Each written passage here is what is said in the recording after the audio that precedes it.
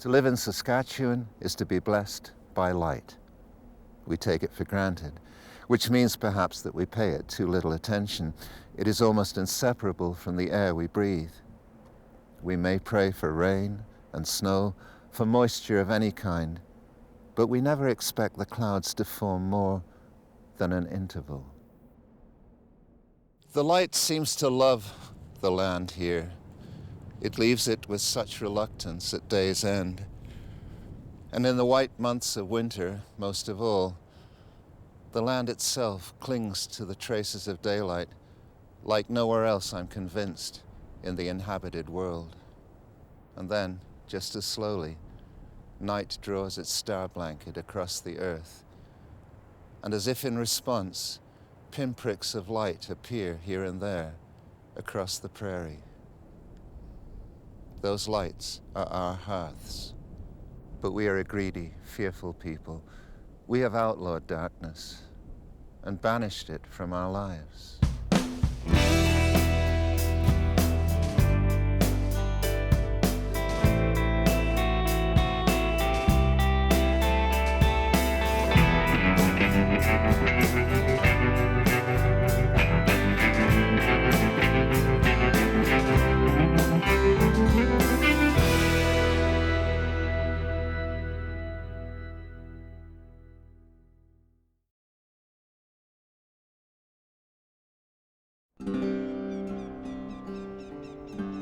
When you're lost in the wilderness, you watch for straight lines, the one sure sign in nature of human presence. When you're lost at night, though, as I have been myself, it is lights that you pray for.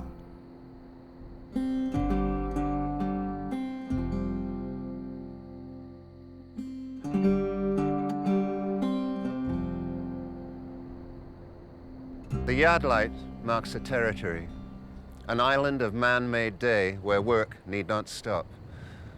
It replaced the oil lamp at the kitchen window that guided the farmer back from the barn, at calving time, late at night, in a snowstorm often enough.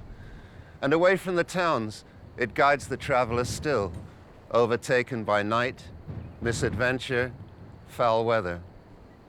But that man-made day has spilled over its borders.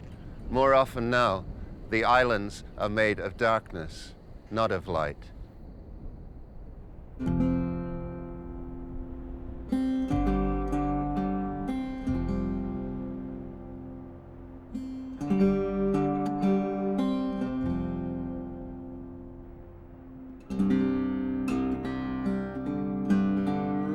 I guess fear of the darkness is fear of ourselves. Even in our cities where light is everywhere and the stars are nowhere, we try to dispel every shadow to make the world naked and safe.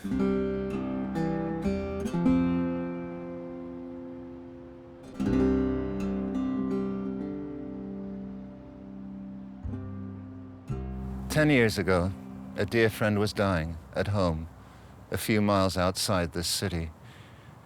I remember that brave little figure propped up on her pillows, a rosary looped in her hands, looking out at the night. The breathing darkness, the fox and coyote and owl calls, the stars slowly turning. She was tuning herself to the heartbeat of nature that would soon overtake her own. In the sadness and fear, that was her consolation. And then the new house 2 fields away set up its yard light, and her bedroom was flooded with a harsh white brilliance. The pallor of death overtook that room. The blinds must come down. The night and the stars were taken from her.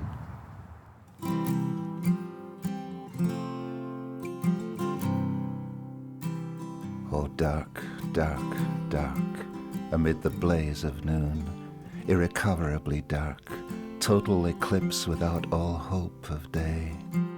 O first created beam, and thou, great word, let there be light, and light was over all.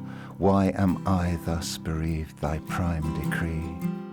The sun to me is dark, and silent as the moon. When she deserts the night, hid in her vacant interlunar cave. You swore as you stumbled, tried to kiss me and fumbled for my lips as well as your keys. You slurred and you mumbled, found your bed and then tumbled and fell hard into sleep. And I play blind, I won't say a word, not even when I'm in a corner and could use it to come from behind. I'll do that for you, I'll do that for you, if you do it for me sometime.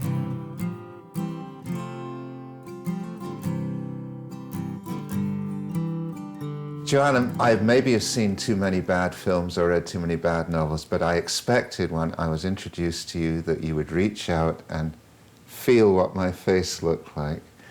And then, as I said to you, I realized you were looking at me very intensely. And this, I presume, means that you are not completely blind. That's correct. When I looked intently at you, I think probably what I was doing was kind of, if I wait, it kind of, and move my eyes a little bit, it's like it puts the picture together. So for what you would see in a glance of a second, if I look for probably half a minute or 3/4 of a minute, I can kind of absorb maybe close to that amount by looking intently and longer. If you're going to compare or get an idea of what it looks like to see like me, I can compare it to a couple of things. Like if you've ever been a kid who hides under some type of fabric in hide and seek, and then you look out from under the fabric, Through you the actually weave. through the weave, and you can see what's going on in the room. Well, if you imagine the weave is kind of tan colored or white colored, because mine isn't, it's not dark.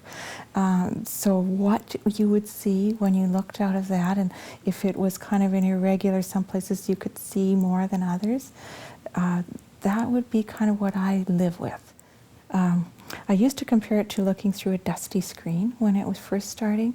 There was kind of, it's actually, I can see it all the time when I look. It's like a reticular, a square pattern like a screen that is, it's over my retina, so it's at the back of my eye, but my vision has that in it. So what I see is like the dots in between the squares, and as my vision's gotten worse, the screen has gotten much dirtier. I think that there'll always be light and dark at least, and maybe some kind of like ghostly forms to it, and when it's at its worst. So that many, I'm not looking ahead to a world where it's totally dark. But have you lost color as you've lost so much light and vision? I have somewhat, but when the colors are muted, when they're very close to each other, there's a lot of gray or tan kind of hues in the colors. I've lost the fine differences between the muted colors, but I still have colors. I actually have a preference for the vibrant, solid colors because I can see them well. What do you miss most? Driving. I miss driving. Yeah. That would be, if I could pick one thing to have back, it would be driving. It is independence. If I want to go somewhere and I have the means to go and I could take myself, I could do what I wanted to without having to organize around somebody else's schedule, to depend on somebody. So I think that's why, and that sense of freedom. Yeah. Are your dreams the dreams of a fully sighted person? Yes, they are. Yeah, when I dream, I can see everything again. Usually. Sometimes they're dreams about struggles in life and struggles about not being able to see or trying to do something and not being able to do it. Then there's blindness in some of those dreams or partial vision, but usually, yeah, no, they're full. It doesn't interfere. So you must love your dreams. I do, yeah, the Do good you drive ones. in them?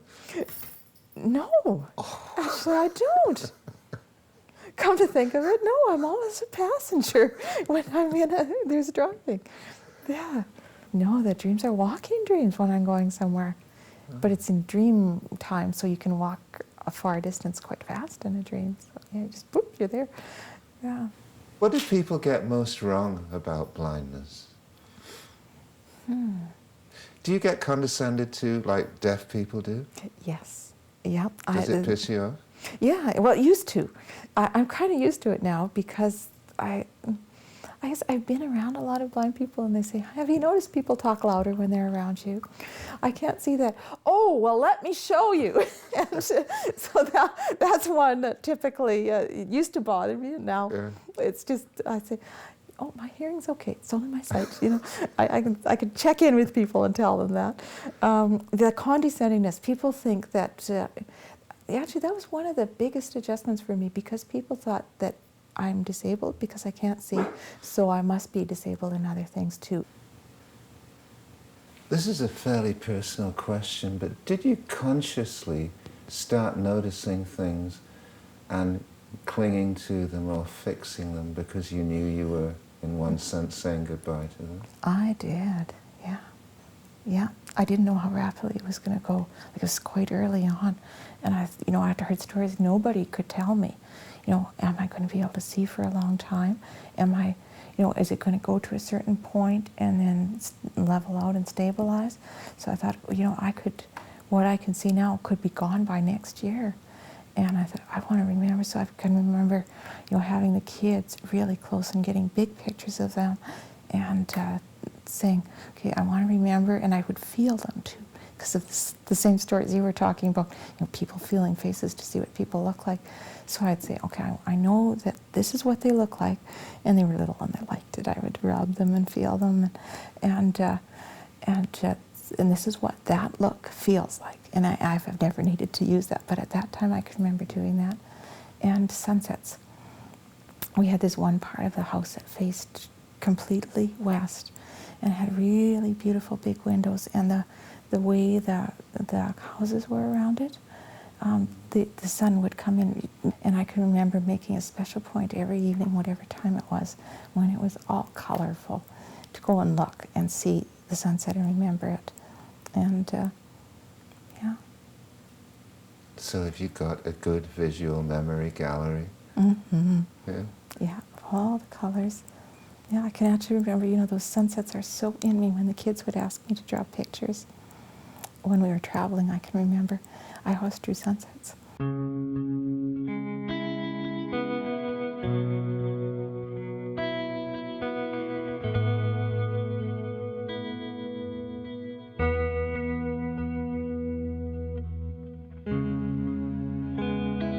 Fiat lux, let there be light. Our culture hears the God of Genesis speaking in Latin or English, but his language, of course, was Hebrew. How different that sounds. Yehi-O, 3 elemental syllables, breathed out on the faceless waters, echoed by hillsides, waking the valleys, as the world discovers itself. At 10 years old, after a train trip up through the Rockies at dawn, my daughter described watching color steal into the world, the innocent eye. I'd never consciously seen that before. Light plays on the surface of things. Skin deep, that may be, but the transformations can be radical.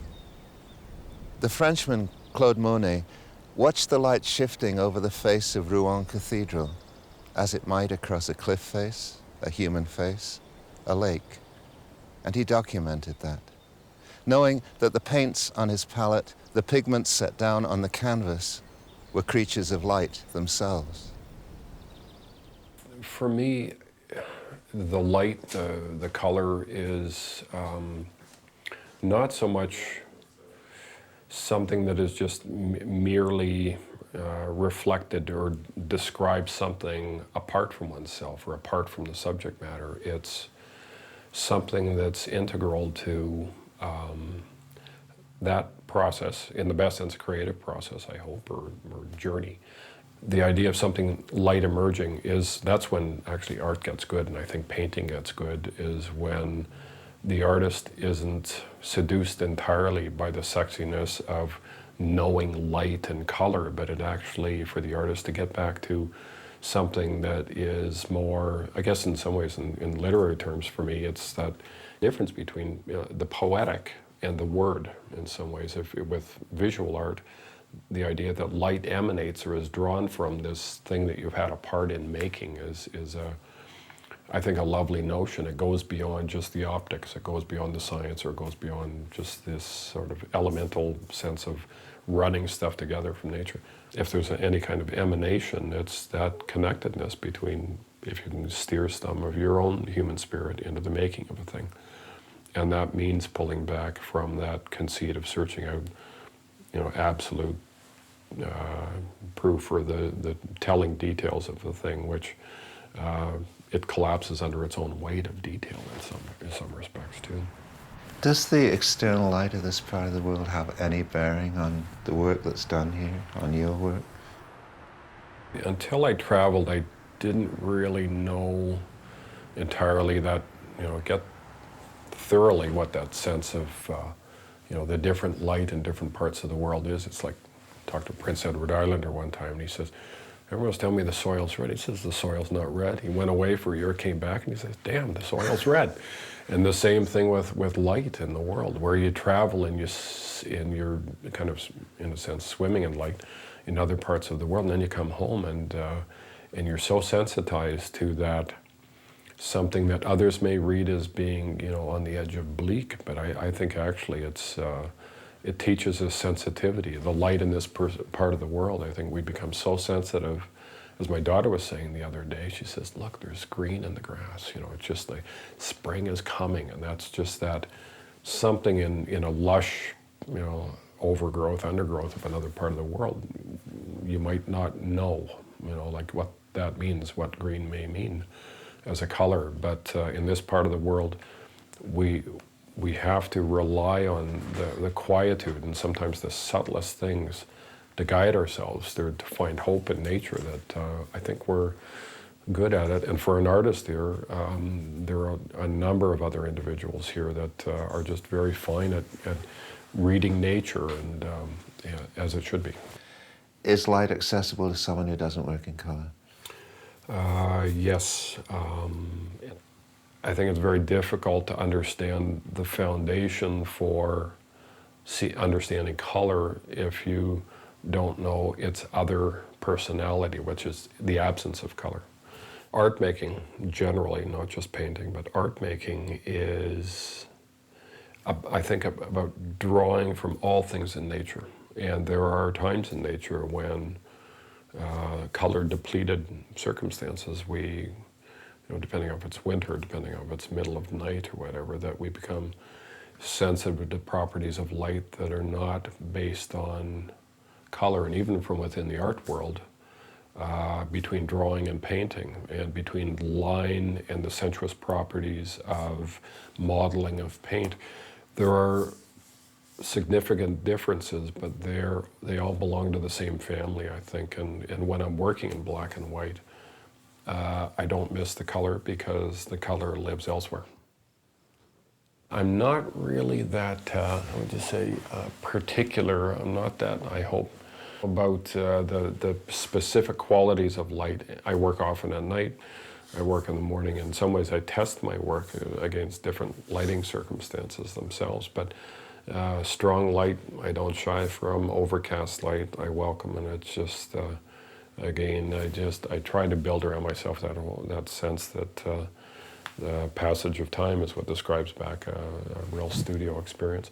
But northern light, to my experience, is something that I really draw to. I actually look north, and I do this thing every day where I actually look look into the distance, very, very far into the distance, because as humans we're supposed to scan horizons, not just read computer screens and things too. And every day I'm very conscious of properties of light, and I guide myself in doing that, and appreciating what's around us and making note of.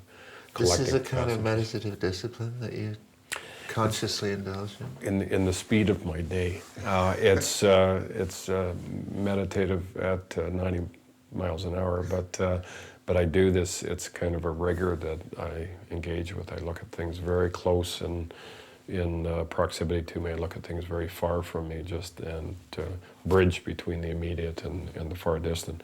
And again, with properties of light, just being sensitive to the morning light, just beauty in nature. And I think it's nothing special other than seeing beauty in nature. I make note of, my daughter made some Chinese lanterns up here out of paper, and as much light emanates from those as anything that I can imagine. So it's those are things that for me are just that's that. Where does it come from? And sometimes it's beyond the physical, and as we know.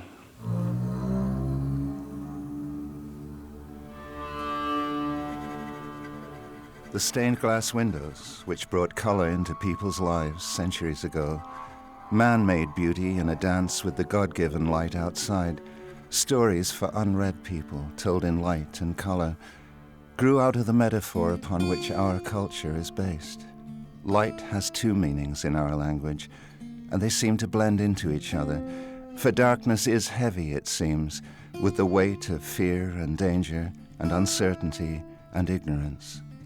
The poets, as much as painters, have played on that borderline of hope and despair. Dark as the grave wherein my love is laid, or they have all gone into the world of light. Wolfgang Goethe calling out on his deathbed for more light, or perhaps seeing it. The best prayers are poems too, in any language and any faith, public or private. Let us pray. Lighten our darkness, we beseech thee, O Lord, and by thy great mercy defend us from all perils and dangers of this night, for the love of thine only Son, our Savior, Jesus Christ. Amen.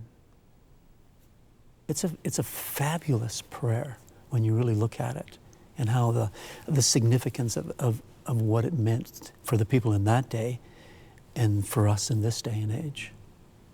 When you're lying there at night and something is haunting you, you have difficulty sleeping. Maybe it's because of depression, maybe it's because of guilt, maybe it's because of something. You're asking God to help you deal with those things, those perils and those dangers. Do you think people are most alone with whatever burdens or troubles they're carrying at night? I think the nighttime, the darkness, emphasizes it. Because when you're in the light and you're in the daytime, there's all kinds of distractions that can stop you from feeling those things and understanding them. But once you go to bed and you shut the light off and it's dark, who's there with you? You in the darkness. And that's it. And so now the troubles become accentuated. They become greater than they were in the daytime. They're still there. But in our day and age, in our modern society, we have ways of deflecting those troubles, those difficulties in our life. And then you come to that nighttime and you have to deal with it. And so the prayer, when you pray that prayer, you're asking him to help you deal with those things in a way that gets you through that night. I'm not afraid of dark anymore, because I know it's just a white. I know it's no monsters in the real world. So it's no monsters trying to steal me. The real world, only in dreams. They steal you. Only in dreams, not in the real world. But to the innocent eye, the creation, call it what you will, is a marriage of light and darkness, inseparable from each other. The shadows at midday, the starlight or moonbeams upon snow or water, the gradations of dusk and dawn. But where is the innocent eye today? when the power fails and dusty candles are lit, when the city's glow fades like a bruise from the sky and silence steals into our homes, we may look out through the windows, those doorways for light itself, and recapture that eye for a spell.